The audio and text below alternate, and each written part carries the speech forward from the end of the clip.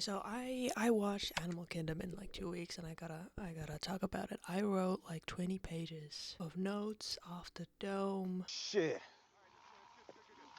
What is that? Animal Kingdom is a crime family drama following the Cody family, and it takes place in Oceanside, California, based on an Australian film by the same name. Pilot episode starts with the passing away of Julia, one of the Cody siblings, and her son Jay, with no one else to turn to, has to move to live with his grandmother, Smurf, who's the head of the Cody family. Julia has become distant of the family for reasons that are first implied and later explicitly confirmed. So Jay doesn't really know the family at all, even though they've lived very close to each other all his life. Pilot in the first season of the show puts Jay into the role of the sympathetic audience surrogate who is getting introduced to the Cody family at the same time the audience is. We quickly learn that the familiar relationships between the Codys are messy, to say the least. The head of the family, a woman called Smurf, Janine is her real name, and after Julia's passing, all of these children of hers are men. There's emotional incest galore in this show, and we'll talk about it all later. So we have Pope, who is Julia's twin, so they are the oldest biological children of Smurf. Then we have Bass, who is technically the oldest, but he's adopted into the family at 12 years old. And then we have Craig and Darren, who are closer in age. All of the sons have different fathers. One of them is passed away, one of them is a deadbeat, and two of them are side characters that come up through the seasons every now and then. They're all kind of deadbeats, but they're also like chased away by Smurf because she is the head honcho of the family at all times. All the family is involved in crime.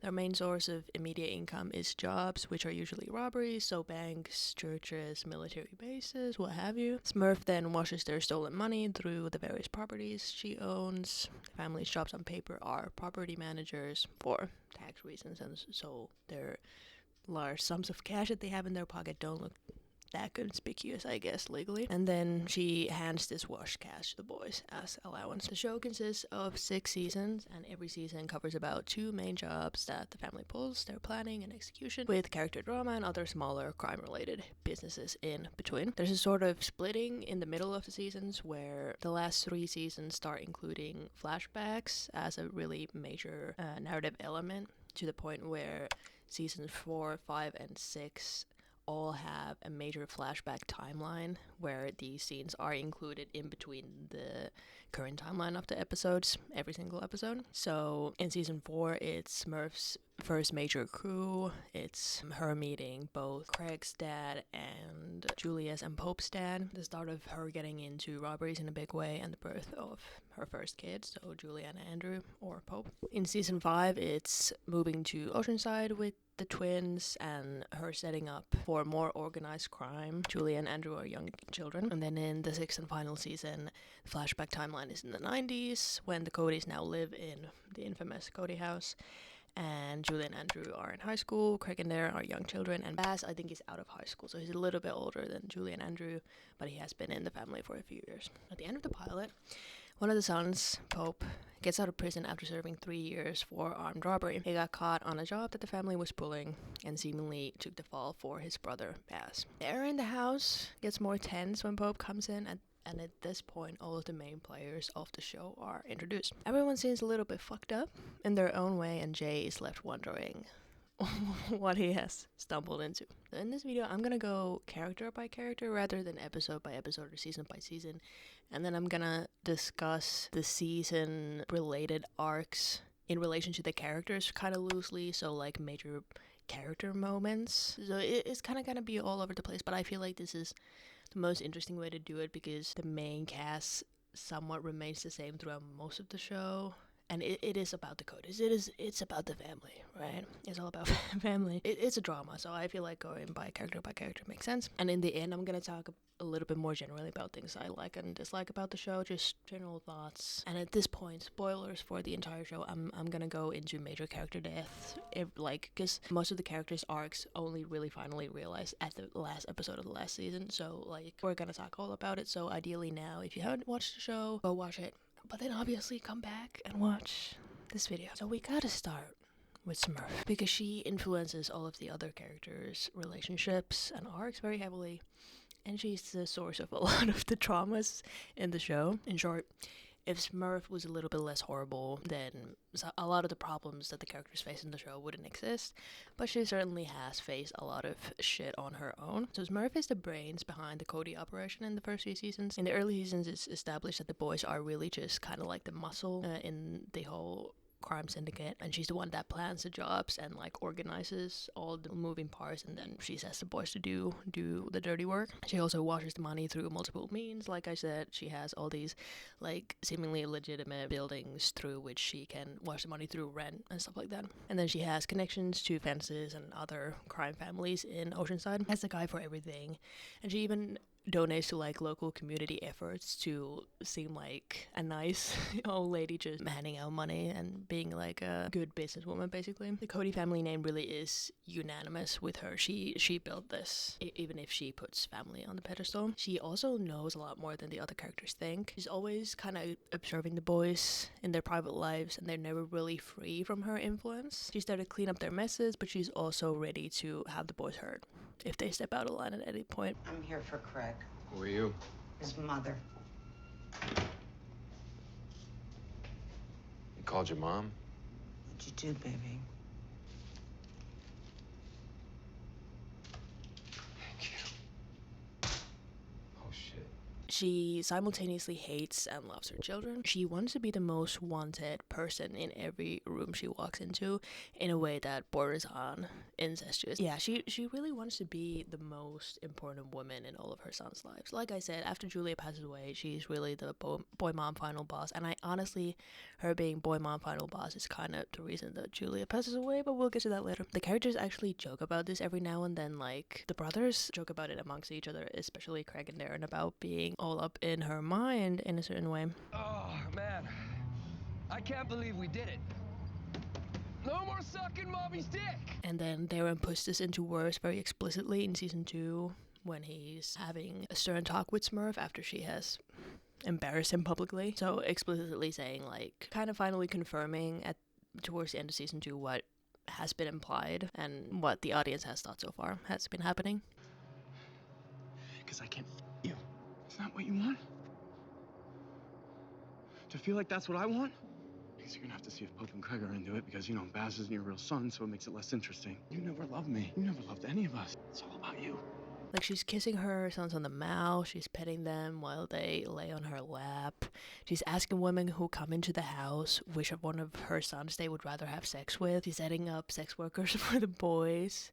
In the first season, when Jay is still kind of a stranger in the house, she's like, is your girlfriend satisfying you sexually? She doesn't really like other women, as you can imagine.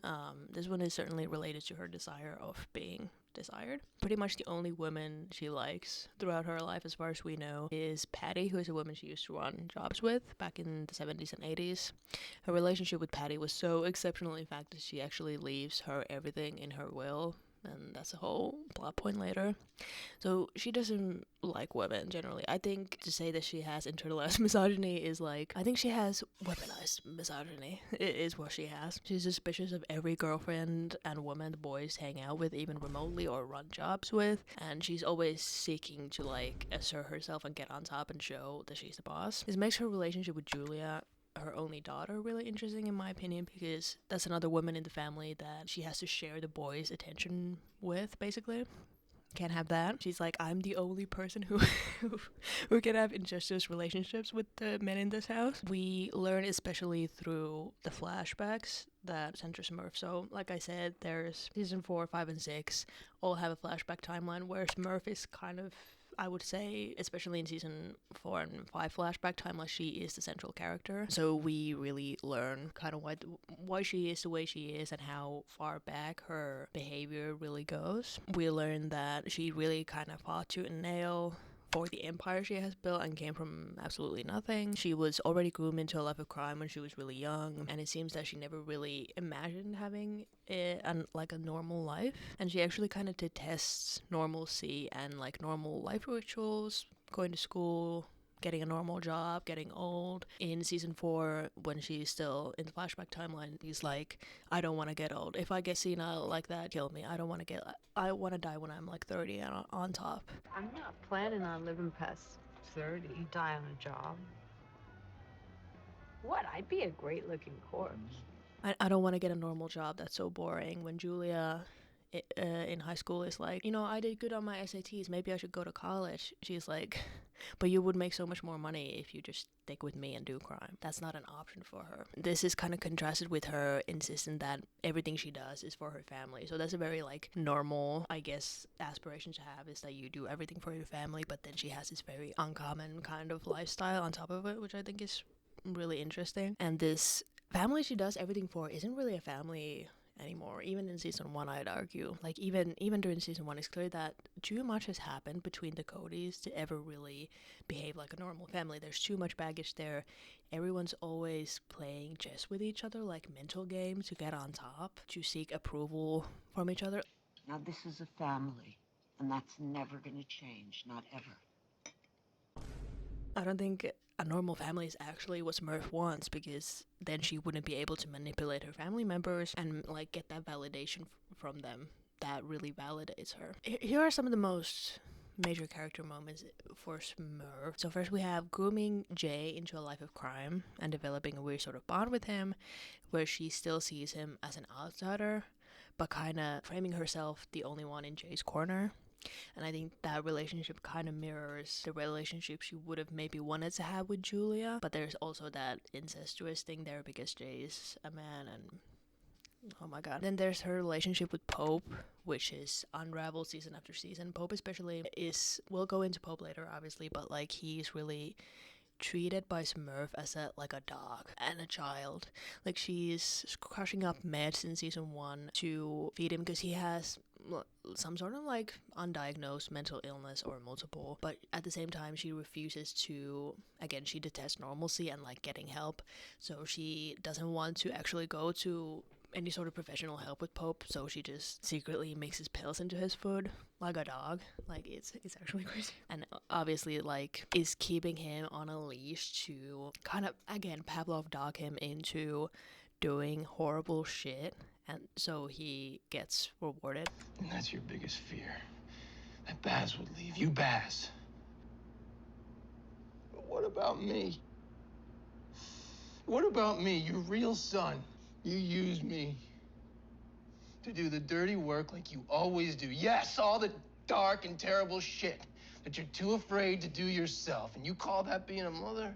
Then thinking Kath, Baz's wife, is talking to the cops, and or she just doesn't like another woman having more influence than her on one of her boys, so she orders Pope to kill her, which is double fucked up because Kath wasn't actually talking to the cops, and then Pope was in love with her, and Pope still does it because he's a dog. Oh my god. Ordering a hit on Baz at the end of season 2 for stealing from her and wanting to set her up for going to jail, and then going to jail and losing her grip on the family while like having Jay run things, which kind of ends up screwing her in the end. Developing cancer, which forces her to face her fear of aging and normalcy, and then going on a last hurrah and begging one of the boys to put a bullet in her head, which Jay does. She's no longer present in the current timeline after season 4, obviously, because she is killed in her last little hurrah, but she's present really heavily in the flashbacks after that. And like I said, her younger counterpart, I think, is present in every single episode after season 4, so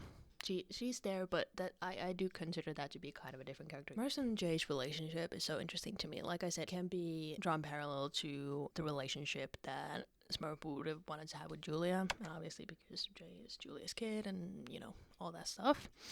So in season 2, Smurf and Jay attend the funeral of Javi, who was a man that Smurf used to run jobs with, and who Smurf kind of seemingly screwed over. And during Javi's last days, he recorded a lot of audio files of his memories and ramblings, which Smurf calls them, about the jobs he used to do and his last memories. After the funeral, Smurf decides to do a small job with Jay, because I think that's Jay's first proper robbery, and they rob a diner together in a way that Smurf used to do in the 70s with her boyfriend. Afterwards, they're laying in a bed in a motel room surrounded by the money they have stolen, and they're coming down from an adrenaline rush. Smurf calls back to the senile ramblings of Javi and says to Jay, "If I ever get like that, you put a bullet in my head." We're all saying about Manny at the end, the way he was, laying in his bed, babbling bullshit. That ever happens to me, you put a bullet in my head.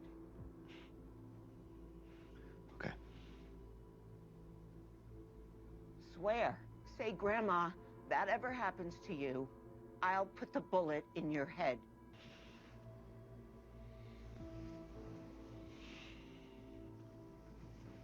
I'll put a bullet in your head.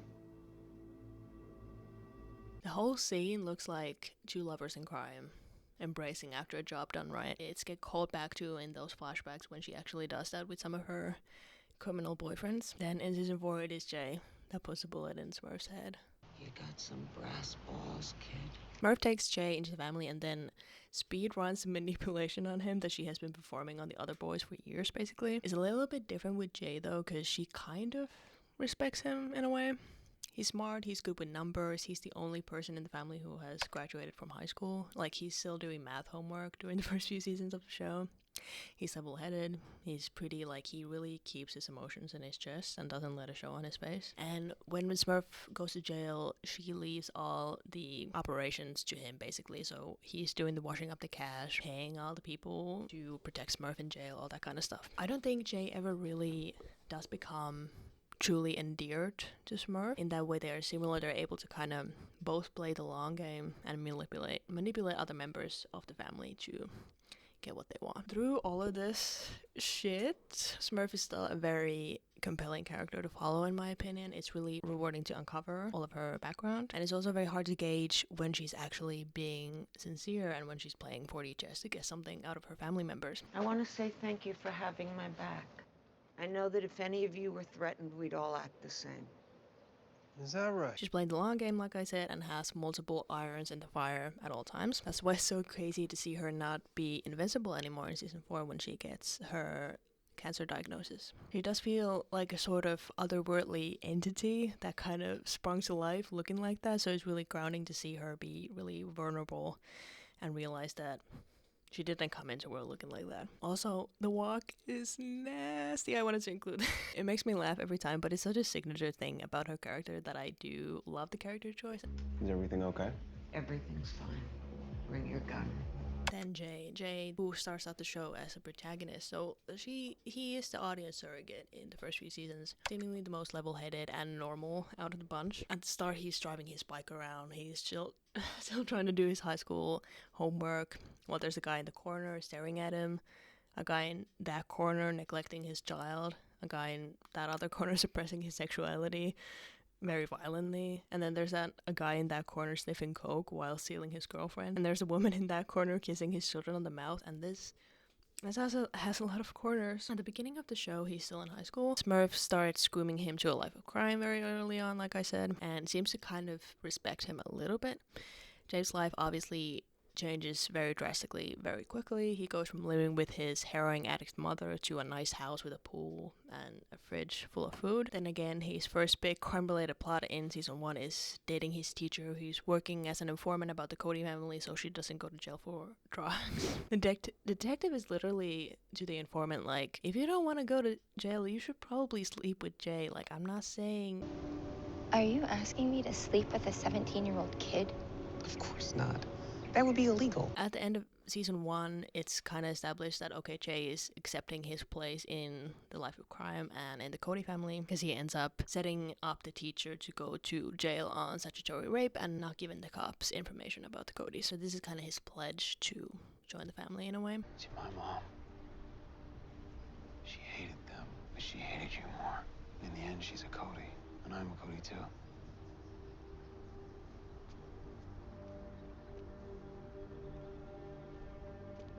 First few seasons, Jay is struggling with showing his loyalty to the Codys and trying to feel somewhat of a connection to them because they are his family technically. It is proposed early in the show that it is possible that Baz is Jay's biological father, since Julia and Baz had a forbidden relationship when they were young, and this is shown explicitly in the flashbacks of season 6. Julia does say though in season 6 that she isn't sure if Baz is the dad, so it's a possibility that is never confirmed really, but it's Smurf that puts this idea into Jay's head because she knew about the relationship between Julia and Baz, and after ruminating on it for a while, Jay asks Baz directly, "Are you my dad?" To which Baz just bluntly says, "Doesn't matter." Are you my dad? What if I am? It's too late to matter, isn't it? Yeah, but But what, you want me to coach your Little League team? You want me to teach you to tie a tie? I got shit of my own, and you're practically a grown man, right? You proved it yesterday. You can handle yourself. That's what matters. Not who, out of an impressively large group of dipshits, knocked up your mom. We'll get to Bass. Father of the year. Father of the year right there. So like Drew questioning about his father early on, Jay, I think, is trying to find a genuine connection to this new family. Like the kid he's 17, he just lost his mother. He's having a tough time. But the environment of the Cody house doesn't really facilitate this self-discovery, if you can imagine. Murph doesn't suggest a paternity issue to help Jay actually find his real dad, but to make herself seem like the only person in Jay's corner. Like, look, they're all trying to manipulate you. No one really cares, but I care. She doesn't want the boys to actually get along and find strength with each other because she needs them kind of weak to manipulate them further. So when I was watching the show for the first time, I made a distinction between two Jays. We have teenager Jay and then mob boss Jay. I think that Jay starts the show genuinely trying to find connection and getting into crime, hoping that this will like bring him closer to the family, because he hasn't really had a real connections, like trusted adults in his life before. He has already had to grow up pretty fast because of his upbringing with Julia, but he still has a certain optimism in the first few seasons, I think. But then I think through having to take care of Smurf's businesses when she's in jail, and after his pleas of familial connection keep falling on deaf ears, he becomes mob boss Jay. I think the final nail in the coffin is his high school sweetheart Nikki, who he is dating at the beginning of the show, but then breaks up with because he wants to protect her from this life of crime. But then she starts dating Craig. I feel bad for Nikki. Like, this was just a teenage girl being taken advantage of by everybody in the family, and Jay didn't want that to happen. But then they get back to dating on and off later on, and Nikki is pretty naive about the life of crime, and she wants to get involved with it. And then one night she gets high and accidentally shoots herself in the foot, I think, and Jay finds her laying on the ground and rushes her to the hospital, but instead of bringing her in, he leaves her at like the ambulance bay outside. I think that's the final, like, now he's putting his life of crime above the people he loves, supposedly. But yeah, that's when Jay goes from teenager Jay to mob boss Jay, changes his bike for a pickup, you know? When I tell you to do something, I am not asking. Smurf, I'm the only reason that black eye isn't an everyday occurrence. Watch yourself. I'm the only one that visits you. The only one that gives a shit that you're in here. If I stop coming, you're gonna die in here. So after losing this optimism to actually get the family's respect ever, he starts going off book and organizing his own ways of washing cash, because like he's smart and none of these people can read, I think. So it's pretty easy for him to secretly run these private operations. He gets involved with other gangs in the area and starts killing people when they don't serve him anymore. You'll be dealing with me now. Your uncles know you planning on running things? They will. I think he kills two of his girlfriends, and then, well, he didn't kill Nikki, but Nikki did survive that, but like, yeah, you'll make your own judgments about that fact. There's a resentment that starts brewing in Jay, on top of the way the family let down Julia years ago. He's expected to take care of the Cody empire, deal with the lawyers, run the everyday, less exciting criminal stuff, wash the cash, all these things. But his uncles still treat him like an errand boy, even throughout. After all of the seasons, he never really gets accepted into the family, but they still ask him to do family-related stuff when it's suitable for them. So he starts taking advantage of this. He's underestimated, he's unknown, like he's very stoic. Gotta get out of here before the cops come. So he's able to pull a lot of shit under the uncle's radar. He gets a whole house, but he still stay sleeping over at the Cody sometimes so they don't get suspicious. He can't get away with it all the time, but like most of the time he's pretty good with it. Here's a bowling alley. Jay's got a bowling alley. And a laundromat. And a condo. He bought it all with money he stole from Smurf. You own a bowling alley? I do think that the family, especially Pope and Darren, start warming up to Jay towards the end of the show. His resentment and mob boss Jay culminates in the last episode of the last season. The last job of the show is a prison break of Pope. Naturally, we gotta end on a high note. What's a bigger job than a prison break? The plan is to set everything up in a way that everybody is able to leave on their own path once the break is done. And Jay has promised to send everybody the money they have cultivated over the years, split evenly amongst them. And they all are gonna leave the country, because obviously after a prison break like that, like, yeah, it's not gonna happen. But then, during that last job, Jay betrays everybody. It's pretty crazy too. He's counting on them being kind of killed through this betrayal. So he gives the cops tips on where they are, while Darren and Craig have gotten Pope from a prison transport bus. So he was supposed to help them, be like a lookout, but then instead he sends these tips to cops, who obviously come in with guns blazing because it's a prison break. He goes back to the Cody house and keeps sending anonymous tips to the cops, and then waiting on leaving the country with the lawyer's assistant that he has been dating that season. It's seemingly for the job, but also because I think Jay liked this girl, which is weird. Like, he shows a little bit of emotion with her, which is very, very unusual for him. But then Pope ends up fighting his way back to the house after trying to save his brothers. Like, he gave them a head start and was willing to take the fall for them. So kind of a final redemption for Pope there too. So Pope ends up fighting his way back into the Cody house, giving Jay a piece of his mind. And in this confrontation, he ends up getting more emotion out of Jay that we have literally gotten in the entire show. It's super cathartic to watch. It didn't have to be this way, but you are who you are. You did what you did. So you know what happens next. You deserved it. All of you. For what you did to my son. You deserved it! You could have saved him, but you didn't. So Jay laments about how the family never really accepted him earlier on. And he talks about this with the girlfriend that he wants to leave the country with as well. Like, he says that I never really got in. They never accepted me, which is so interesting to see him explicitly say. I've never really felt comfortable working with my uncles. They treat me like a kid, even though I tripled their business assets. They don't respect me. They don't like me. And then during the confrontation, he blames Pope and the other Codys for letting down Julia and basically destroying her life. And he says that he's been planning this betrayal from the beginning. That he never really liked Smurf. He hated Smurf just like everybody else and he was playing the long game, is what he says. I do still stand by that he was being a little optimistic in the beginning of the show. I didn't know that she would never come back. It's not your fault. I get why you felt like you had to kick her out. Why is that? Because of the drugs, I mean.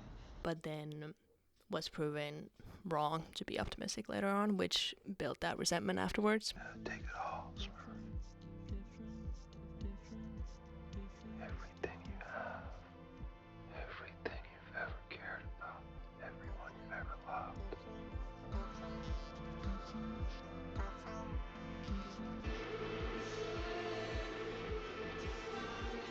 Pope ends up letting Jay go as a last cry to be forgiven, and forgiveness and guilt is everything about Pope's character. We'll get to that later. And Jay escapes the country with all of the money, and he also kills the girlfriend since she starts getting a little bit insecure and nervous about the whole life of crime stuff. At least Jay doesn't shoot her in the head or leg like the other last few women that he's killed, so improvement there. The last shot of the show is so awesome. It's Jay at some nice resort with beautiful women surrounding him, with no smile on his face though.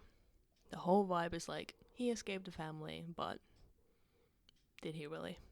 I just love that shit. The end of the show kind of reframes Jay's character a little bit, as he says that he was planning tearing the family apart since the first time he set foot in the Cody house. I think he went into the Cody house being like, prove me wrong, prove that you didn't just abandon Julia completely, like, you tried anything, prove me wrong. But since that never happened, that solidified his plan to tear apart the family. I will say though, while I like Jay's ending in a vacuum, I think the writers weren't completely sure how to end his character arc fully when they started writing him. I think they wanted him to do some sort of betrayal and not ultimately never get into the family. I think that's clear from the beginning, but whether or not he would like screw everybody over or just leave the life of crime completely, I don't think they wrote that out from the beginning.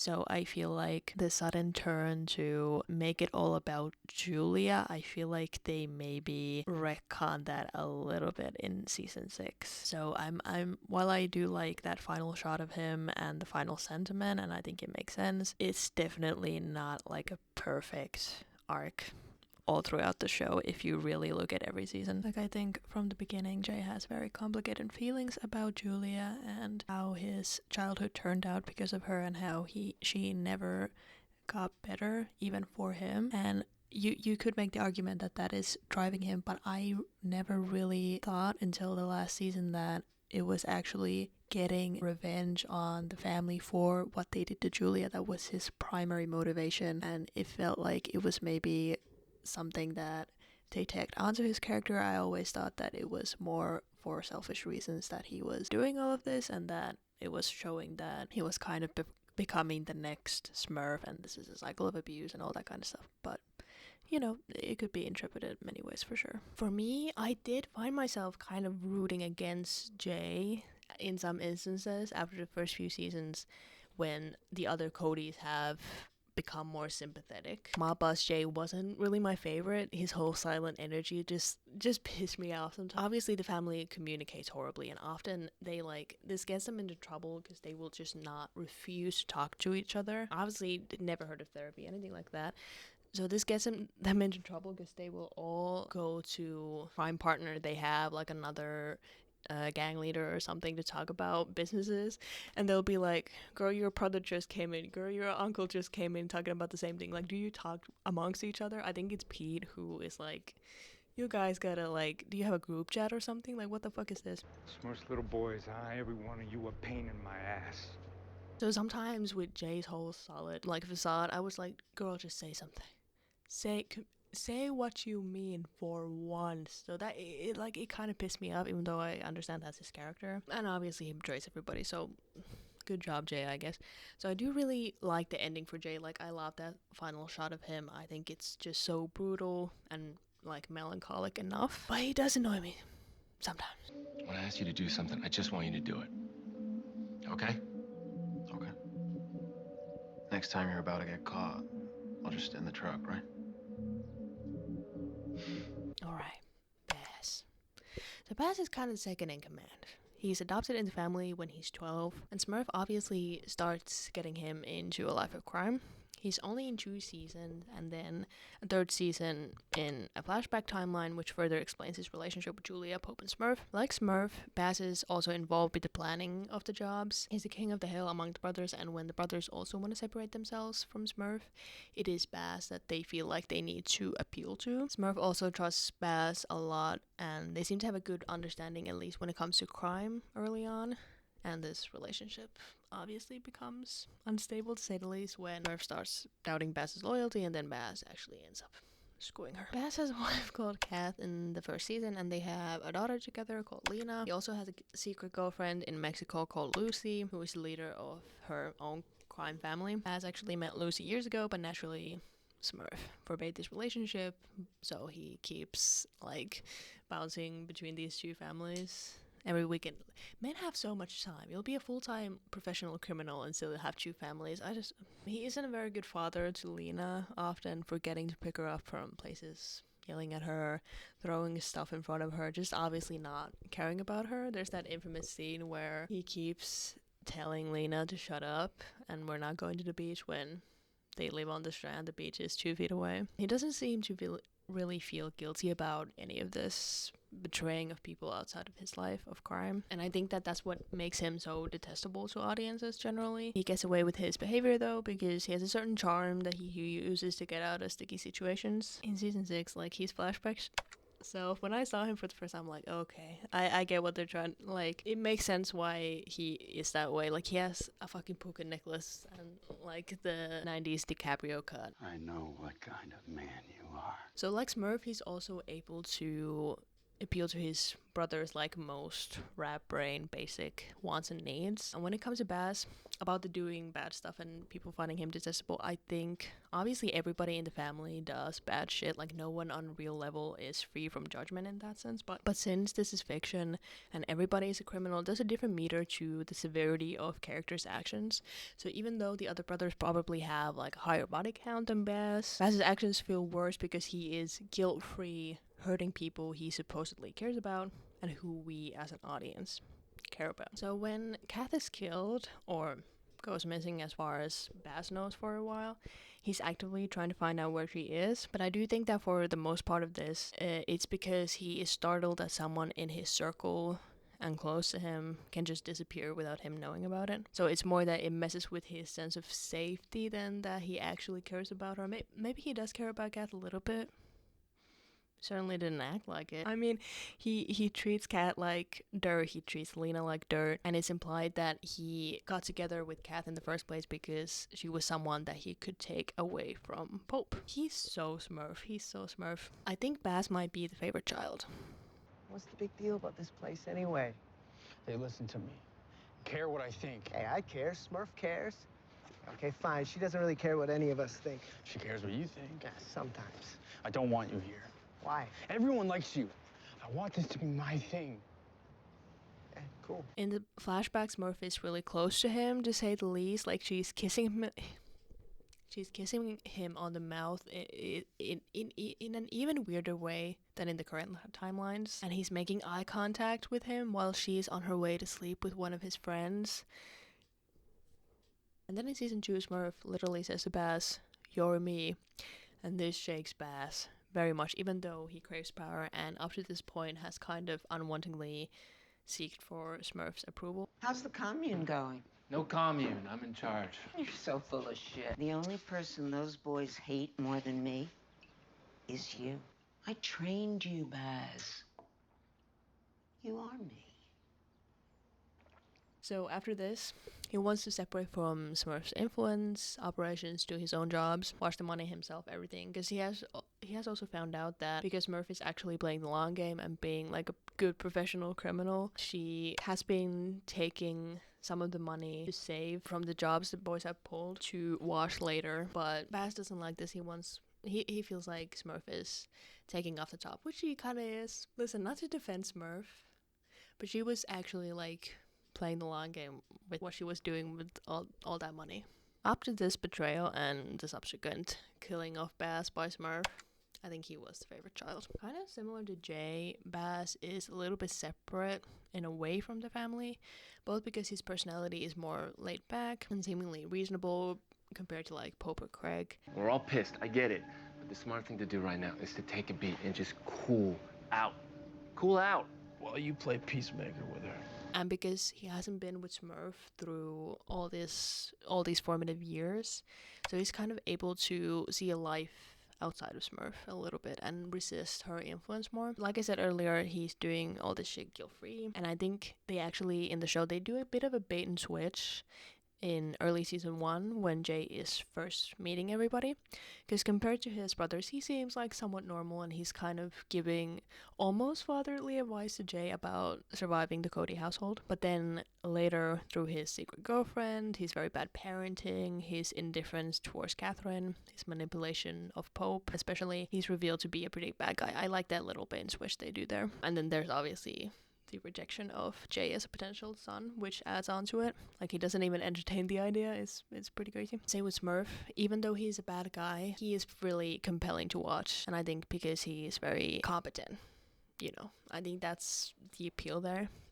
I did really feel his absence after season 2, and then I really enjoyed his guest appearance in season 6 as Pope's guilty conscience ghost, and he's obviously present in the last season through flashbacks as well as his younger self. But I do think he left kind of a charisma hole in the show that was never really filled afterwards. Even though the other Codys get more screen time after and more deep exploration, his absence is definitely supposed to be felt because it does have a big effect on the family, obviously. But I did sometimes think whether or not they should have killed him off that early. His killing does really show how brutal Smurf is and how much power she has, but I found myself being like, damn, I kind of miss his shady ass every now and then. mean, you destroyed those checks? Oh, shit. The checks are in my wallet. Okay. Pope. If you told me at the beginning of the show that I would come to like Pope's character maybe the most out of the Codys, I probably wouldn't have been that surprised, honestly. He starts the show coming home from prison. The family has sold his home during that time. He's been telling everybody in prison that Kath is actually his wife and Lena is his child. He has undiagnosed mental illness. He's cold and off-putting, but he's actually very desperate for everyone in his family to love him. And he's envious of Baz because he has Murph's ear, even though he hates Murph. And he's trying to stay away, but she has him on a leash because he's like a dog. Like, that's the building blocks of every great tragic character, in my opinion. I've been acting weird all day. That's just my personality, bro. He's very off-putting in season 1, but I was really excited to find more about his backstory and why he is the way he is, what his relationship to Julia was, all this kind of stuff. So I think the show gave me just that and much more. He has like three happy moments in the entire show. Goddamn. After season 1, I do think the writers pivoted a little bit to make him a little bit more down to earth. Like at the end of season 1, he kills the love of his life while inside of her. Oh. Like, we gotta earn the audience's trust back. So while they pivot his character a little bit later on, they don't take the coward's way out and retcon his earlier actions. And actually what he does to Kath keeps haunting him pretty much every season afterwards, and he feels very guilty about it. I think Pope kind of becomes the heart of the show. And I think that is because he does a lot of thinking about his past and his current relationships and is really trying to resist the need to be validated by Smurf, especially. I think that guilt and forgiveness are the biggest two themes around Pope, and a lot of his plot points include these two ideas very heavily. In season 2, the gang is about to pull a job at this big church, and a part of the setup is Pope creating a connection to the people at the congregation, going to Bible study, so he'll be able to help the robbery, but also have an alibi in there. And like, he's listening to the worship music, looking through the pamphlets and stuff like that as research, and some of it is played for laughs a little bit, like he has hands in the air in the rows, and it's pretty funny. But sometimes I did get the vibe that he actually is getting something out of this, like going to church, and like he's in a place there where he is allowed to openly look for forgiveness, because that's what kind of everybody there is doing. During the church job, and while forming that alibi, he meets Amy, who works at the church. I love Amy. I'm the biggest Amy fan. If Amy has no fans, I'm dead. She's definitely my favorite love interest in the show. At first, it seems that Amy kind of represents forgiveness and normalcy for Pope. She's very calm. She actually likes spending time with Pope, and Lena doesn't think that Pope is scary. But then she's revealed to be a pretty well-rounded character. She lost custody of her son because the son got injured when she was drinking and driving. So like Pope in a way, she was driven to the church out of guilt and want for forgiveness. And I think this reveal of her past, which she expects Pope to be scared by, actually endears Pope to her even more. And the actors just have great chemistry.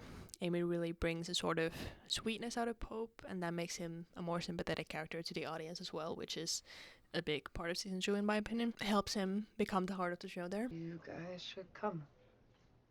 Sure, yeah. She loves ice cream. Well, you don't like ice cream? No, I do.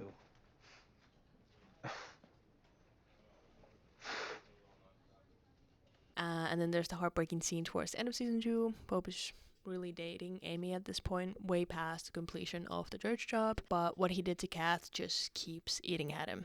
Like, Amy keeps being like, thank you for being a good person every time he does something nice, and Pope just can't accept this. Like, he's very Arthur Morgan coded, like, I'm not a good man. So finally he goes to Amy and is like, could God forgive me if I did something really, really bad?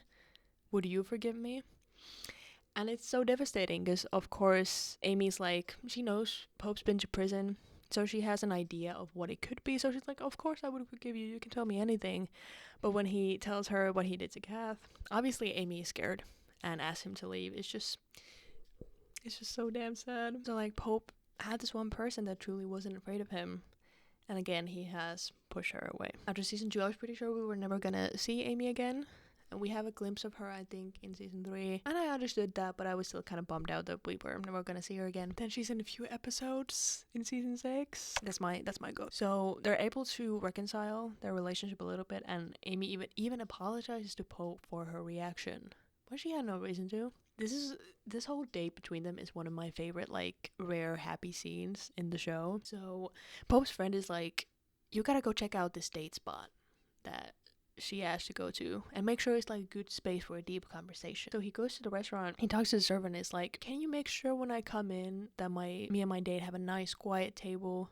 Can you turn the music down when I come in? And the guy's like, I'll see what I can do. And then when they're on the date, Amy's like, wow, we really got lucky. This is a really good table. And Pope just has this little smile on his face. That episode of season 6 before everything hits the fan. Oh my goodness. So Pope's need for forgiveness and connection and religion in a way comes back in the flashback timeline of season 6 when we discover the origin of his nickname. So they wanted to pull a job at a rectory because Pope was doing community service at a church.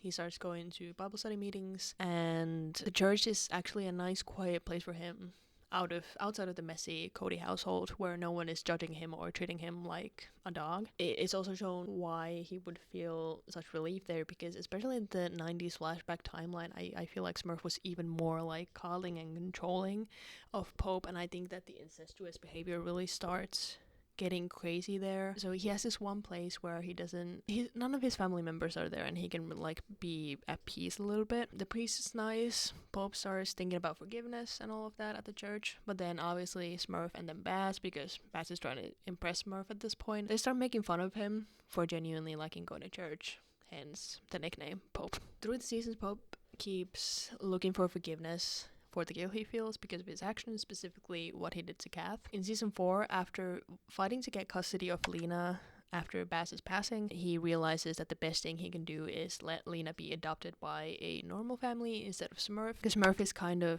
purposely using Pope's connection with another person against him, not really caring for Lena actually, so Pope lets Lena go. Because Pope isn't able to, he takes care of Lena for a while after Baz's passing because he's like the only person that cares about Lena actually, and it's a very sweet relationship. The show also uses the very classic method of redeeming a grumpy and morally gray male character, which is by making him have a very sympathetic relationship with the child. He isn't able to get custody of her because he has a record, and I think CPS has called on him, and she is taken into foster care for a while. But anyway, like I said, Smurf is able to obviously pull some strings and get the adoption papers to her name, but she's like, either I adopt Lena or you stay here and don't leave the house. Anyway, what's to stop me from getting in my car right now and going to get Lena? You don't go near her. Or what, Andrew? Or what? Are you gonna hurt me? You gonna kill me? You think your brothers would ever forgive you? I want you here at home with me, where I can look after you. What about Lena? I'll forget she ever existed. Pope has to do the hard decision of like, I really want to see Lena, but ultimately she would have a better life at this random family's house where she would get everything she needs and no one's a criminal and fucked up in there. So in season 4, Pope just becomes like a shell of his old self, and I feel like he's serving time in the Cody house. Like, he doesn't want to change the decor of Lena's old room, and he's like, no, I want to be reminded why I'm here. Leave it. Reminds me why I'm here. He really doesn't care anymore, and I feel like he's punishing himself very heavily in that season. He does get more closure in season 5, and his arc is really realized in season 6, and he dies, obviously, very sadly. He dies at the Cody house. He never escaped the house. The beginning of season 6, I really thought that he was gonna get a happy ending. Like, he has a skate park, he's connecting with an old hobby that isn't like crime related, he's helping out the kids, he's reconnecting with Amy, he has that one happy day. But then the detective wants to nail the Cody since they've finally uncovered Kat's body in that season. I was so foolish to think that they were gonna get away with this. So he actually ends up confessing to the crime of killing Kath, because again, he feels like he needs to suffer and he feels guilty. And then he gets a visit from Ghost Baz and is finally able to accept that he can find happiness despite everything he's done and suffered. And then he dies. At least he went through that final realization before he died. Oh my god. I saw a clip of Pope's actor Shan Hadassah talking about how he thinks that Pope's biggest weakness is his need for connection, and I definitely see that watching the show. He did become probably my favorite character to follow in the show after Baz and Smurf have passed. Smurf said she's gonna fix it. You believe her? So I do want to talk about Julia a little bit, even though she is only really present in one season, and that's through flashbacks. But she's a Cody, and her absence kind of hangs over the whole show, and I really do love that. I love when characters can move on from a character death, but they deny it. I love misery. Obviously, Julia passes away in the pilot, and her passing is the inciting incident for the whole show, for Jay moving into the Cody house. It's always the fucking Cody house. I think I'm gonna die in this house. I mean, some did. Then especially season 1, we get a lot of these sprinkles of information about Julia's relationship to the other family members. Pope and Julia are obviously twins, and Pope tells Jay this. Pope is really trying to connect to Jay about this because he had a pretty deep connection with Julia, as we found out later in season 6. But he's still pretty off-putting in season 1, so they like hang out at the graveyard where Julia was buried, and he's trying to have these conversations with Jay, but he doesn't really know how to express himself without being a little weird. I really hope that they would have, I mean, they did, like I said, with the final confrontation with Pope and Jay, it did come back up, like Julia and Pope's relationship. I wish they would have talked about it more, but again, because no one in this family fucking communicates about the things that matter, they just bicker. So we find out that from the flashback of the last 2 seasons that Julia and Pope had to really rely on each other back in the day when they were the first 2 kids of Smurf, and Smurf was still struggling to establish her whole crime syndicate. So Pope is kind of from an early age forced into this protector role when it comes to Julia, and even Smurf sometimes, like he saves Smurf's life at like 7 years old. It's pretty crazy. In season 6 flashback timeline, we finally get Julia as a proper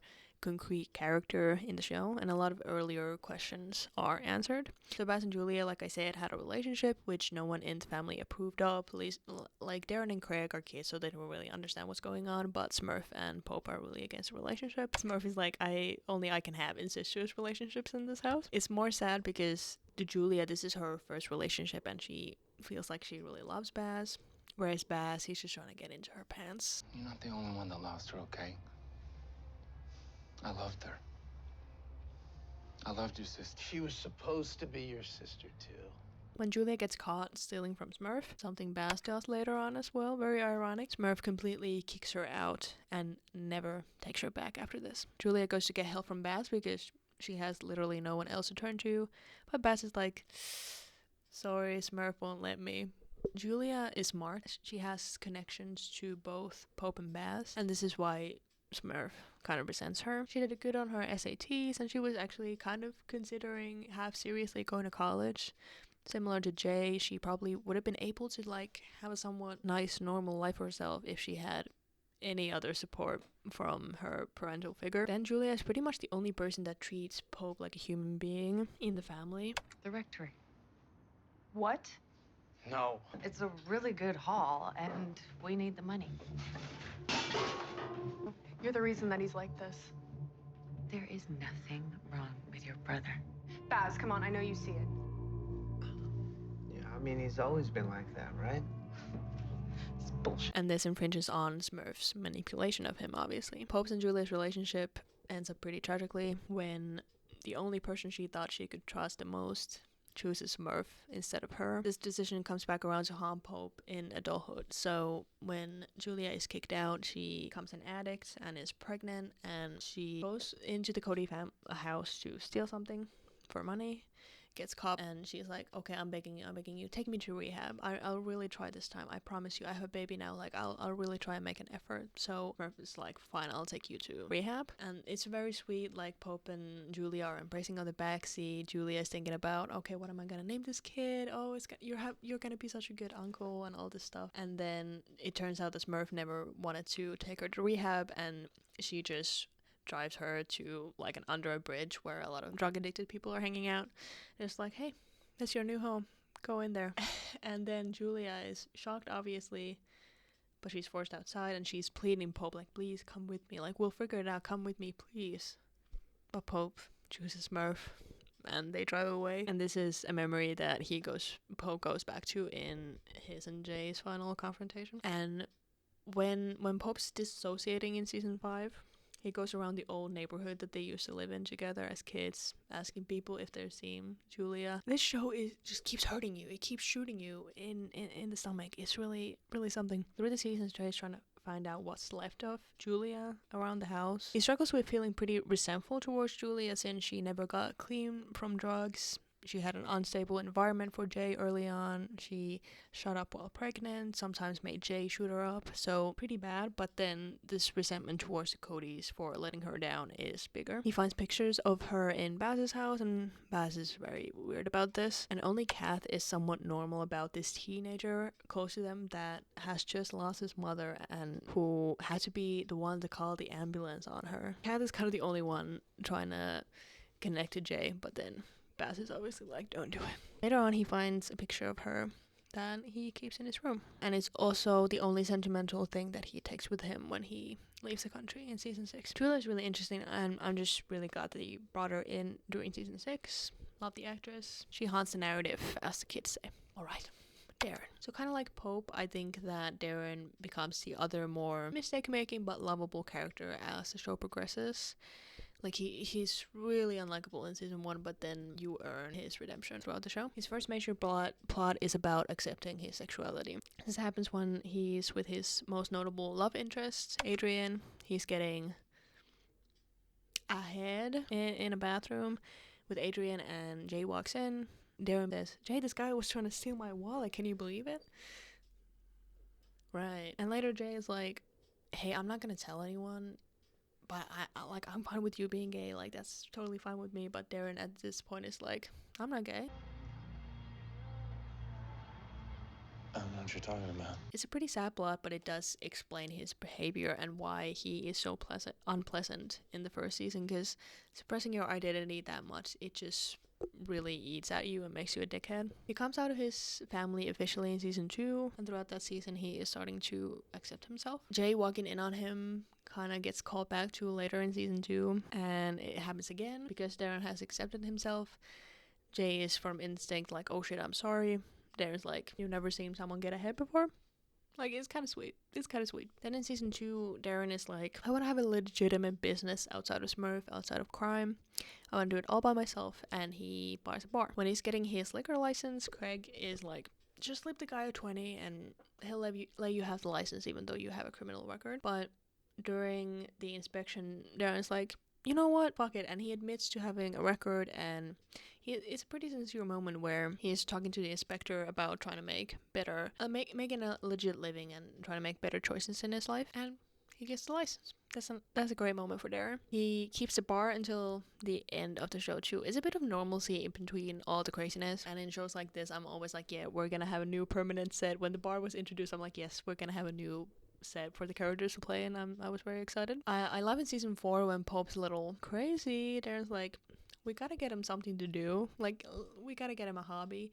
And me personally, I was thinking like bird watching or something, but he offers him a job at the bar, and Pope's obviously very particular about cleanliness, so naturally he almost gets a heart attack while cleaning the bar's kitchen. You know what that is? Hush puppy. It's a mouse. They're pretty sweet. Darren's kind of looking after Pope after Smurf passes away. And I think this is interesting because obviously Baz and Pope had this very particular relationship, and I think Baz says in season 2, like if I die, if I leave, Pope is not gonna last a week. Darren, I think, is really trying to have a nice relationship with Pope. Darren's most notable love interest is Adrian, like I said. They're childhood friends. They surf together. I mean, everybody surfs. It's Oceanside, but Darren used to surf competitively, and then during the show he starts sponsoring Adrian surfing. They're a little bit on and off at the beginning of the show because of Darren's self-discovery journey, but then they start going steady for a good while. They get an apartment together. Darren is sponsoring Adrian's surfing, all that. And to be fair, Darren's and Adrian's relationship starts off pretty rocky from the beginning. Like, yes, they're childhood friends, and then they're secretly together. But like I said, Darren is willing to beat up Adrian because he's so deep in the closet, so he doesn't have to come out. He's acting very cold towards Adrian in the beginning. He actually gets Adrian's boyfriend killed, like Pope kills him and throws him into the ocean because he doesn't want Adrian to have anybody else, but now he's not willing to make those sacrifices to be with him openly. Like, they work through this, but like the relationship is pretty rocky from the start. Things take a turn when Adrian wants to get into a life of crime. Feels like he wants to pull his own weight. So without talking to Darren about this first, he is trying to run drugs internationally. Like, he becomes a mule, I guess, for a drug dealer. He stores the drugs in his surfboard. I don't know what the idea was there. I mean, the guy did say you're never gonna get caught, and then he immediately gets caught, so whatever. So the drug guys, like the cops, what's the bureau name? Something bureau. They're in Narcos as well. You know, the drug guys make a deal with Adrian where he works as an informant to avoid going to jail. Then Adrian lets slip that he's dating Darren, a Cody, and then he's forced to give information to them about the Codys. Smurf is suspicious of Adrian because she's suspicious of everybody outside the family and the family. She's always on her toes. I think Amy is the only love interest that Smurf actually doesn't find out about and try to do something about. So Smurf is to Darren like, so you gotta kill. And Darren can bring himself to kill Adrian. He's not my boss Jay. So he's able to set it up in a way where Adrian escapes to Indonesia, which is a country where I think you can't be pursued from by US authorities on crime-related stuff. So he goes into hiding, essentially. Adrian's exit line is pretty good. He goes, I love you, Darren, but you're the worst thing that has ever happened to me. Bars. And true. Just a random fact I noticed about Darren, every hookup that Darren has throughout the seasons makes a note to say that Darren is really good in bed. Like, every single one. They really do drive it home. It's just a little fun facts. Good for him. I mean, good for them. It's called a compliment. It means you're good in bed. Spoiler alert, you are a good lay. Amazing. Thank you. I really came to enjoy Darren's character towards the end of the show. He becomes a lot more likable, and he kind of balances out everybody else. I think he has similar feelings to Pope when he feels like he can't have happiness, but he's quicker to separate from Smurf and try to pursue something outside of the family. And he has a very notable scene with Smurf when he's opening up the bar for the first time, and Smurf is like, speech, and then Darren's a little embarrassed, but he's trying to have this speech. But then Smurf, like, hijacks the speech that she proposed he had. Like, Darren takes her to the back and is like, you do this every time. Also, I'm gay. You couldn't just let me have even this. What? I'm gay. That's one of my favorite scenes in the show. And alright, Darren's dad. So Darren's dad is the only dad to the Codys who has a relationship with his son. Like, he's partly deadbeat, but also chased away by Smurf. So he's just a fun little friend that I worried about, Darren's dad. Like, he's a reoccurring side character. Also, I love his flashback counterpart. That is him. That is, like, when I heard the flashback counterpart speak for the first time, I was like, wow, how did they like de-age him with CGI or something? Like, that's him. You don't visit her in jail? No. Even I know that's a big mistake. You know, you think this band isn't built for a good time, but somehow when shit goes down, it always offers you a hand. Also notable to say that Darren is the only Cody to make it out of the show alive besides Jay. At Craig's final moments after they managed to escape the shootout with the cops that Jay called, but then Craig gets shot when they're trying to rob a store very quickly on the run to get some cash. So Darren takes him to watch the sunset and promises to take care of Craig's girlfriend and son, and it's just a very moving moment. So it's left ambiguous whether that happens, but I'm glad he got away though. I'm glad he got away because I was thinking, like, obviously I would have hoped that everybody made it, but it is kind of unrealistic that they would get away from everything this long and everybody just gets to walk away. So I think Darren is in a way rewarded for trying to have somewhat of a connection with Jay and being a little bit accepting of him into the family in a way. That obviously wasn't Jay's intention. He wanted all of them to get killed in the shootout, but I don't know, something to think about. Let me know what you think, if there's like this sort of, in a way, poetic justice in there, or if it's just to make it even more tragic that he has to live without Craig.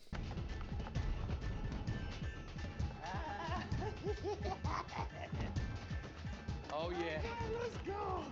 Alright, the last of the brothers, the last of the Codys is Craig. So Craig is the hot dumb one, essentially. And in the early seasons, he really is the weaponized, incompetent uncle to a T. He's an addict, and to pursue a high, he gets into a lot of trouble. It leaves his main love interest and drug dealer Ren to die after a seeming OD, and she gets her revenge on him because she lived bitch. He dates Nikki while she's underage and doesn't really care what Jay thinks about the whole situation. He sets his own house on fire accidentally, he gets into petty fights, he crashes his bikes, he spends a night in jail for disturbing the public. Just to name a few highlights here. We gotta have a classic messy person in a family like this. I mean, more messy than the others. So Craig and Darren are very close and pretty much ride or die for each other throughout the whole show. They bicker like a married couple and fight like teenagers, but their disagreements are usually pretty short-lived. Gay dudes get around, man. Oh yeah, tell me more about gay dudes. No, look, There's only one person in this car who's had antibiotic-resistant gonorrhea twice, and it's not me. For the most part, if either of the brothers is like, I need your help getting this person out of my trunk, the other one will be like, okay, sure, where's the car? I need help, man. Who is that? I don't know. Who is that, Craig? I don't know, man. You gonna help me or what? Yeah, put him in the office, man. They also call each other out on their bullshit. They have probably the most open and somewhat normal familiar relationship out of all of the Codys. They are the youngest of Smurf's kids, so they really had to rely on each other to survive. It looks like Craig and Darren were treated like the dumb muscle for most of their lives, and even in the crime operations. They are below Baz and Pope in Smurf's fucked up family hierarchy, and they are questioned each time they want to deviate from this hierarchy. Both of them, but especially Craig, has insecurities around this, and it causes him to relapse into his bad behavior from time to time. While on this level, both being the dumb muscle for a while, they also occupy a little bit of a different role for Smurf in a messed up way. Craig is very heavily sexualized by Smurf early on in the show, and this has no doubt affected his view of himself. But Darren doesn't really have this same socially incestuous relationship with Smurf because of his sexuality, which he brings up explicitly in that one earlier clip. And it's part of the reason Darren has less trouble separating himself from Smurf, because he doesn't get that same messed up validation from her, and vice versa. After the first season, Craig's main arc is about getting his shit together.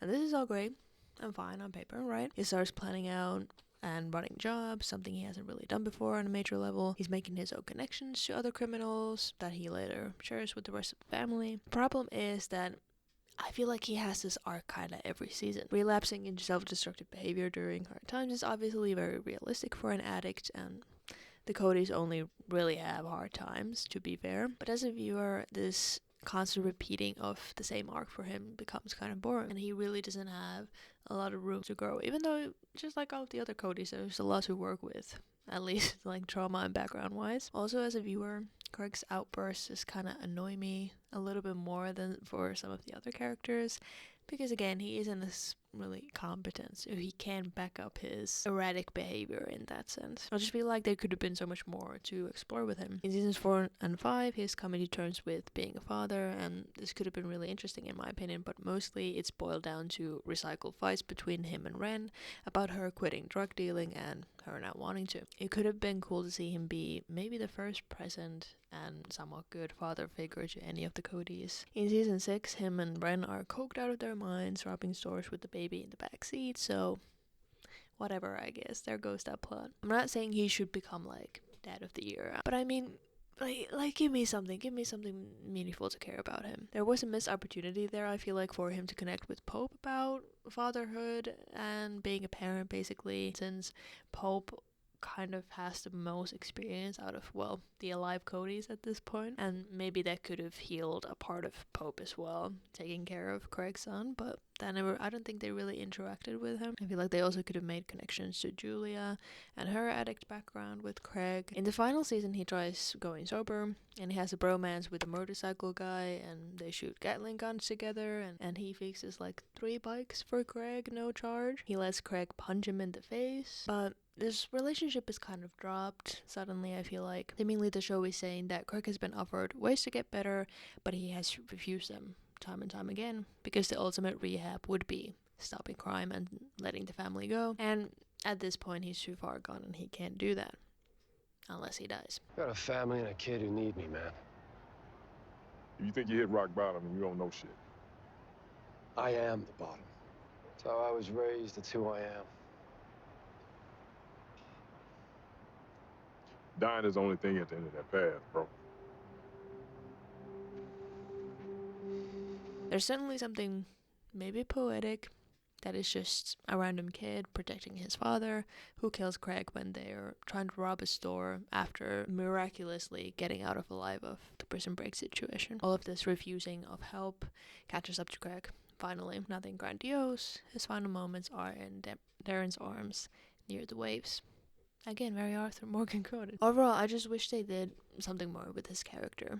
Obviously, both Craig's and Darren's characters feel a little lopsided compared to maybe Pope and even Baz, who get something more to work with through the flashback timelines especially. But I feel like even Darren went through a lot more self-exploration and really like looking inward throughout the seasons. Comparatively, I feel like Craig's character feels pretty distant as a viewer, even though technically we have really seen him at his worst multiple times in the show. His plots also aren't really usually connected to the main stories of the show that much. Like, he's doing most of the jobs obviously, but when it comes to these main relationship conflicts in the show, I feel like he usually isn't connected to them that much. He offers definitely some needed comedic relief to the show. You own a bowling alley? Though after season 3, I feel like there really isn't a lot of comedic relief. Not that like, this show isn't like a funny drama. Like, I totally get that. You know, after a few major character deaths, it's hard to really make the tone of the show super fun. He also has a pretty bad way of communicating. Instead of stonewalling and pretending not to know things like Jay, for example, Craig just kind of gets pissed and storms off. No one in the family knows how to communicate, though, to be fair. Actually, another win for Pope. Pope is kind of the only one who knows how to communicate. Because, like, yes, he sometimes comes off very blunt and weird, but like after season 1, he usually always says what he thinks. And only lies pretty rarely, I feel like. Again, Craig is a necessary foil. We need a messy character. We need a somewhat less serious character on the show as well. But I just don't really care. I try to care about his plots in the show, but I don't. Okay, other stuff. So this section is just really miscellaneous. Mostly overall in this video I'm positive, so I'm just gonna highlight some of the stuff I like, and then I have some random stuff I thought was questionable in the show, so I'm just gonna highlight a few of those. There's definitely so much more I could talk about the show in general. Like, this is such a surface level video in general. I'm sorry about that. So overall, I feel like the show is pretty consistent in quality throughout, and I did mostly enjoy all of the seasons. I do feel like season 4 and 5 are the weakest for me, and especially 5 lacks a lot of tension in my opinion. Smurf's departure in the current timeline is felt very heavily, and partly that's by design. You know, the boys are learning that they've lost a lot of street cred after Smurf's death, due to all the double crossings and other fucking around in the previous seasons. They've lost a lot of trust from the local crime community. The flashback timelines of season 4 and 5, while mostly interesting and context giving to the previous seasons, felt a little bit self-indulgent and content filling at times for me. A lot of the flashback content just isn't really that interesting, to be honest. Often it's included in a seemingly irrelevant way, in my opinion, not serving neither an artistic or a narrative purpose, and they don't fit into the current timeline very well, and just feel narratively separate from what the characters are currently going through. Like in season 5, we have Smurf building her criminal empire in Oceanside in the flashback timeline, and she's meeting a lot of obstacles, most notably Max Cross. It seems that the past is reflecting the present, so just like the boys do now, Smurf also had to fight for dominance in the crime world back in her day. But while this like technically fits, I don't care. Are we supposed to feel satisfaction about these two timelines and their connections? Or horror? Like, sure, we get to learn about especially how Smurf's questionable parenting has affected Pope and Julia and how they had to grow up really, really fast and are therefore pretty stunted in their emotional capacities and such. But a lot of the content was just boring, for a lack of a better term. I feel pretty conflicted about the decision to have the flashback timelines as such a big part of the show post season 3, because on the other hand, it shakes things up and offers a lot of interesting material that reframes character dynamics, and family and characters is what the show is all about in my opinion, so makes sense. But on the other hand, there could have been less of that. I feel like they didn't have to be as prominent as the current timeline. in the episodes. I think that because of the amount of flashback material, the effect of the flashbacks in general kind of loses its potency. This is because the flashback timeline is kind of its own episode in between the current timeline of the episode. So it'll have a lot of needless, mundane stuff in there as well, and not just stuff that reflects to the current timeline. Like, we'll have a really striking scene about how Pope never really had a chance to become his own person because everybody around him had an opinion on him and how he should be. Very Frankenstein like really building something. And then we'll have a scene of Smurf driving somewhere, or Manny listening to the horse races on the radio. Like, I don't mind Manny or Smurf driving, but like, what is this adding narratively to anything? And again, I don't think that having mundane stuff in the episodes in general is bad. Actually, when it comes to the current timeline, I kind of wish there was more of those mundane interactions between the Codys, especially, to kind of have some sort of understanding why they would still feel drawn to each other, even if they have all this baggage. Like, more like somewhat normal moments of, I don't know, the guys watching TV or something. You know what I mean? But when it comes to the flashbacks, I feel like because the primary function of the flashback timeline is to give us more context about the characters currently, I feel like those should have stuck to more. Less is more. Less is more. Like, give us the juice, really. Obviously, treating the flashbacks in that way would mean rearranging a lot of the episodes, but that's my opinion. So, this is a random tangent relating to the relevance issue, in my opinion, because I want to talk about the character of Angela. So Angela came in on season 4, and she says that she was friends with Julia and knew her and the Codys in her childhood, and that she was also doing drugs with Julia when Jay was a kid. Now she has gotten out of jail and has really no one else to turn to. So from the jump, we know that this is like, we've retconned this character into being part of the Codys' past, and like, that's fine on the surface, but just so you know, I was actually pretty excited for her character when she was just introduced. Smurfs gives her money so she can get out of the house. Smurf is basically appealing to her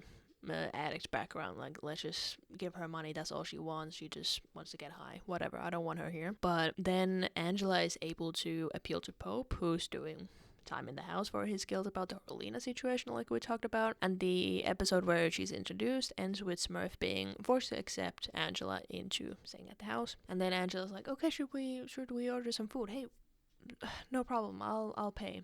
And she pulls out the money from her pocket that Smurf gave her previously in that episode. And I thought that was a really engaging introduction of a new character. And I was like, hell yeah, in general, we need like another woman character on the show. You know, Kath is dead. We only really have Smurf and then Lucy and Frankie sometimes. But like, we need a prominent female character, I feel like, on the cast. Because it's a bit of a sausage party at this point. And then the whole of season 4 is kind of building up her character. Like, she struggles with addiction and whether or not she actually cares about Pope or if she's just using him to get protection to stay at the house. And then Jay is obviously very resentful towards her because she was enabling Julia's addiction when he was a kid and put him into a very unsafe environment as a kid. So Jay is trying to get her to relapse, basically. And the season ends with the Codys being somewhat okay with her. Jay also, like, reluctantly accepting her being at the house. Well, Smurf is dead, so we don't need to care about that. But, like, the Codys seem to be somewhat accepting of her at the house. At the end of season 4, they, like, beat up Angela's old foes or something. She says, I'm with the Codys now. And it's this, like, somewhat triumphant moment at the end of the season. So you're like, okay, she's gonna be an important supporting character coming season 5 and 6. But then season 5 starts and she has just died off screen. She doesn't appear in any of the episodes in season 5. Other than Pope, I don't think anyone gives a fuck, truly. Like, he has an episode where he finds out that she has died from an overdose and he goes and beats up the guys responsible.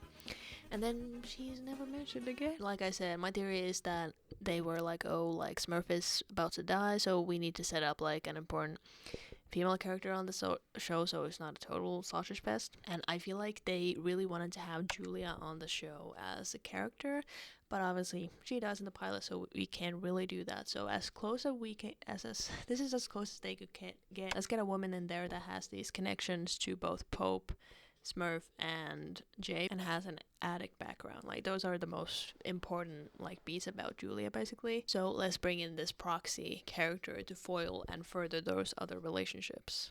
But maybe something happened, maybe there were changes in the writing room or something, because season 5 they're just writing her off, not even like seeing her on screen. Maybe the actress had somewhere to be, I don't know, but it just leaves kind of a hole in the show, and it's because she's brought in out of nowhere and then she just disappears out of nowhere. So it just really bothered me, because usually there is at least some sort of send off to side characters if they matter to the Codys that much, I feel like. So now some favorite random plot moments. You know, I'm a basic bitch. I love a heist. I love the planning phase of a crime in a drama. So here's a few moments that I really liked. The job on the military base in season 1 is really fun. They have to get Nikki's dad, who works on the base, on their side. So Baz is doing a lot of sweet talking to him. They have to dress up to be at a paintball game that is happening at the base so they can get in, and they have to place the money in waste bins and track them to find them later, and this goes kind of hits up later. But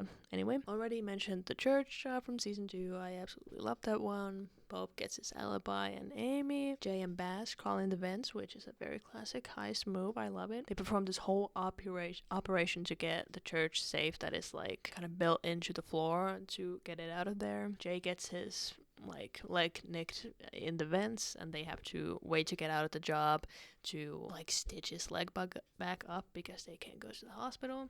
Just really fun. And then there's a lot of like fallout during season 2 from the church job. So we have the Amy and Pope relationship.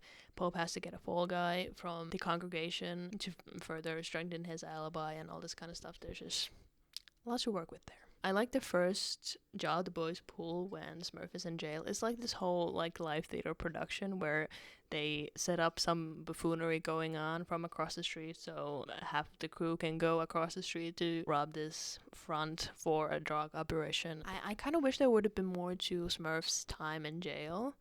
Mainly works as a shifting of power in the family since Baz is dead. Smurf isn't there, and Jay has to take charge. I think I'm just thinking with my Orange is the New Black fan brain, kind of. So there could have been more to her time in jail. Like, don't get me wrong, she's pretty cunty in there. Like, she's got the whole platinum bob and the headband, which I really like. She's ordering people around, getting people shipped, you know. No, I don't mind it. And obviously her effectiveness that season comes from her absence, mainly. Power dynamics are breaking. The guys are like, okay, should I visit her? Should I not visit her? I actually kind of like that she's not here. Jay going to college in season 4 just to scout jobs from rich kids was pretty fun. I don't think he actually says to anyone like, yeah, I'm going to college. And he's fully mob boss Jay that season, truly. Kind of freaky, actually. I always knew you were stupid. Didn't think you were stupid enough to threaten me. What are you gonna do? Hurt me? I don't want to have to. Lastly, I love the jewelry heist. Whatever heist from season 6.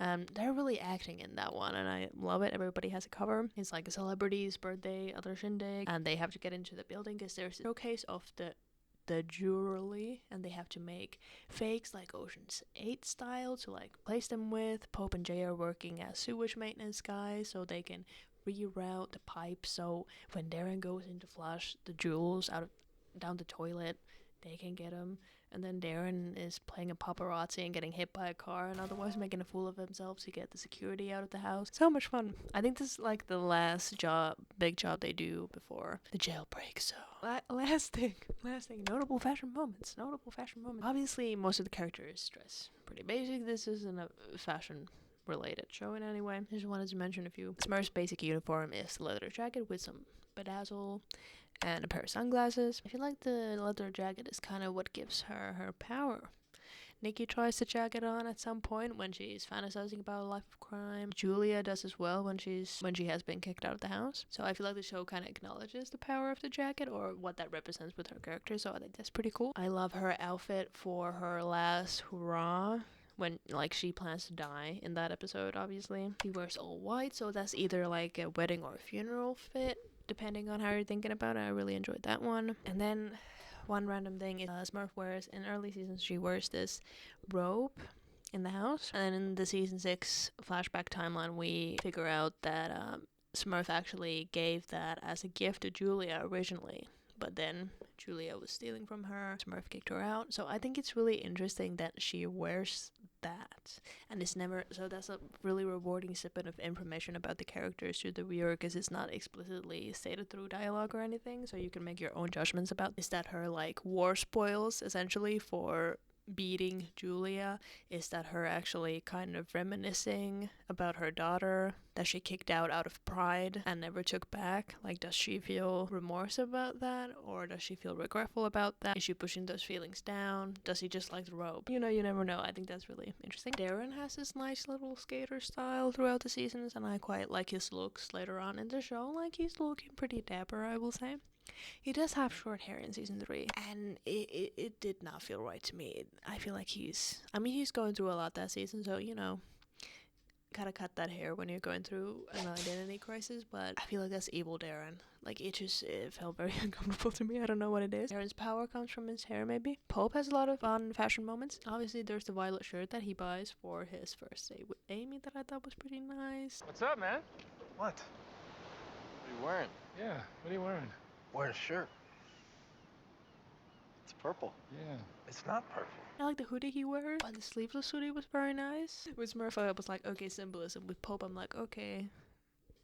These are just looks that I liked. He has that great look in season 4 when they do the bank robbery and he's suicidal. He has the backwards cap and the white shirt and then like the black bike jacket over it. That was very nice. In general, he's looking pretty good in season 4 when that's like emotionally at his lowest, basically. So Pope and Smurf and Jay kind of really rock the sunglasses. That's kind of like the unofficial family uniform, perhaps. And sunglasses. Through costume design, they really marked the shift between teenager Jay and mob boss Jay as well. Okay, I think that's it.